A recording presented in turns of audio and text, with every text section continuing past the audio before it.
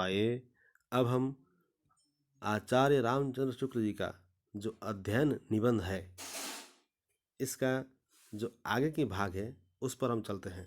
लेखक ने हमें एक एक करके किस तरह से हम अध्ययन करें, किस तरह से पाठ पढ़ें, इसके बारे में बताते आ रहा है। यहाँ पर भी एक बहुत ही महत्वपूर्ण बात बताना चाहता है। अध्ययन में नोटबुक रखने की बड़ी सहायता मिलती है। जो पुस्तक तुम पढ़ो उसके चमत्कारपूर्ण अंशों को लिखते जाओ, जिससे विद्वान और प्रतिभाशाली व्यक्तियों की उक्तियों को संचित कर रखने से अवसर पड़ने पर तुम्हें शांति, उपदेश और उत्साह मिल सके। तो पास में एक नोटबुक रखते हुए पढ़ने की बात कही जा रही है। उसमें क्या करेंगे, उस नोटबुक में जो हमें इम्पोर्टेंट लगता है, जो हमें महत्वपूर्ण अंश लगता है, उस अंशों को हम उसमें लिखते चलें। तो उससे क्या होगा, बाद में वह हमें बहुत काम आने वाली है। तो यहाँ क्या काम आने वाली है उसके बारे में भी बताता है कि लेखक अगर कहता है कि अगर तुम उसको संचित कर रखते हो तो अवसर पड़ने पर तुम्हें वह शांति, उपदेश और उत्साह मिल सकता है।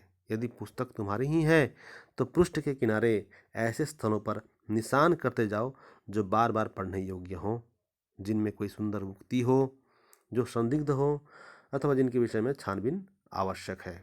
पढ़ने के विषय में हमको यह बात स्मरण रखनी चाहिए कि जो कुछ हमें रुचे उसे अच्छी प्रकार से पढ़ें और चिंतन करें। तो यहाँ लेखक कहता है कि उस नोटबुक में लिखो, या तो अगर किताब तुम्हारी ही है तो एक काम करो कि उस किताब के अंदर ही उसी पृष्ठ के पास अंडरलाइन करते जाओ या लिखते जाओ कुछ। तो क्या होगा, उसमें से हम क्या लिखेंगे, उसमें जो बार बार पढ़ने के लायक हो उसको अंडरलाइन करो, या जो सुंदर उक्ति हो, उक्ति कहने से कथन, जो सुंदर कथन हो उसको भी तुम अंडरलाइन करो, और जो बात तुम्हें समझ में नहीं आई या जिसके बारे में और छानबीन करने की आवश्यकता है उसके बारे में भी तुम अंडरलाइन करते जाओ और उसको फिर बाद में किसी से पूछ लो। तो लेखक कहता है कि जो चीज़ समझ में आता है उसको बार बार पढ़ो और उसके बारे में चिंतन करो। एक समस्या यह भी है कि कौन सी पुस्तक पढ़ी जाए और कौन सी न पढ़ी जाए। दूषित भोजन सामग्री की भांति दूषित पुस्तकें त्याग देनी चाहिए। जिन पुस्तकों की विषय वस्तु दूषित है, शब्दावली आडंबरपूर्ण है, विचार निकम्बे हैं, वे हानिकारक होती हैं। सामान्यतः अच्छी पुस्तक काल और स्थान की सीमा को पार कर आगे बढ़ती हैं। अध्ययनशील व्यक्ति का कर्तव्य जो पुस्तक हाथ लगे उसका पढ़ना मात्र नहीं है, बल्कि अच्छी, उपयोगी और सुरुचिपूर्ण पुस्तकें चयन करना भी सीखना चाहिए। तभी अध्ययन आत्मसंस्कार और चरित्र गठन में सहायक हो सकता है। तो अंत में लेखक हमें एक चेतावनी देते हुए अपने निबंध को बंद करता है।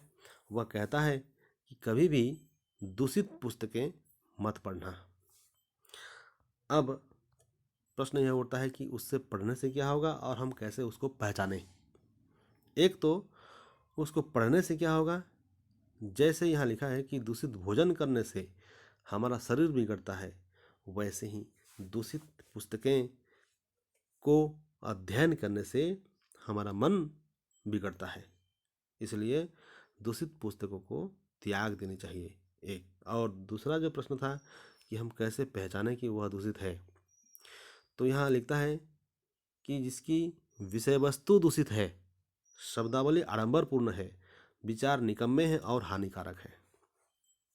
तो जिसके जो टॉपिक वह दूषित है या शब्दावली आडंबरपूर्ण है, मतलब बहुत ही घिनौने शब्दों से चमकाने के लिए अच्छे अच्छे और बहुत चमकीले शब्दों का प्रयोग किया गया है। उसमें जो विचार विषय वस्तु हैं वो निकम्मे हैं, वो हमारे लिए हानिकारक है, हमारे लाभदायक नहीं है। तो ऐसी पुस्तकों को हमें नहीं पढ़ना चाहिए। और एक बात यहाँ पर साफ साफ शब्दों में लिख दिया लेखक ने कि सामान्यतः अच्छी पुस्तकें काल और स्थान की सीमा को पार करके आगे बढ़ती हैं।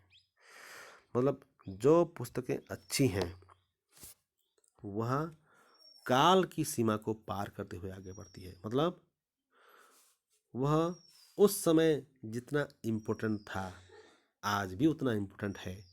तो इसका मतलब ये हो गया कि वह काल की सीमा, समय की सीमा को पार करके आज भी उतना ही महत्वपूर्ण बना हुआ है। और स्थान, स्थान की सीमा मतलब जिस स्थान के लिए लिखा गया था, अगर उस स्थान के साथ साथ हमारे यहाँ का भी जो स्थान है, इस जगह भी वह बहुत महत्वपूर्ण भाव रखता है, तो इसका मतलब हो गया कि स्थान की सीमा को भी उसने पार कर लिया। तो जो पुस्तक काल और स्थान की सीमा को पार करके आगे बढ़ती हैं वही अच्छी पुस्तकें होती हैं, यह लेखक कहता है। और जो अध्ययनशील व्यक्ति है, जो व्यक्ति अध्ययन करता है, वह सिर्फ पुस्तकों को, जो पुस्तक हाथ में आ गया उसको पढ़ना ही उसका काम नहीं होता। उसका एक और काम क्या होता है कि उसे अच्छी पुस्तकों का चयन करना भी आना चाहिए। मतलब जो अच्छी है, उपयोगी है, सुरुचिपूर्ण है, उन ऐसी पुस्तकों का चयन मतलब सिलेक्शन उसको करना आना चाहिए। तभी अध्ययन आत्म संस्कार और चरित्र गठन में सहायक हो सकता है। तो अंत में लेखक हमें इशारा करता है कि अध्ययन से क्या होता है, एक आत्म संस्कार होता है, मतलब हम अपने आप को सुधार सकते हैं, और दूसरा जो है हमारा चरित्र अच्छा हो सकता है। ये सब बातें अध्ययन से हो सकता है। तो यह है अध्ययन निबंध। इसके जो शब्दार्थ हैं, कठिन शब्दार्थ हैं, आप लोग इसको पढ़ें, वीडियो को रोकें, एक एक शब्दों का अर्थ जानें, और मुझे आशा है इस पाठ से आने वाले सभी प्रश्नों का उत्तर आप लोग कर सकेंगे। धन्यवाद।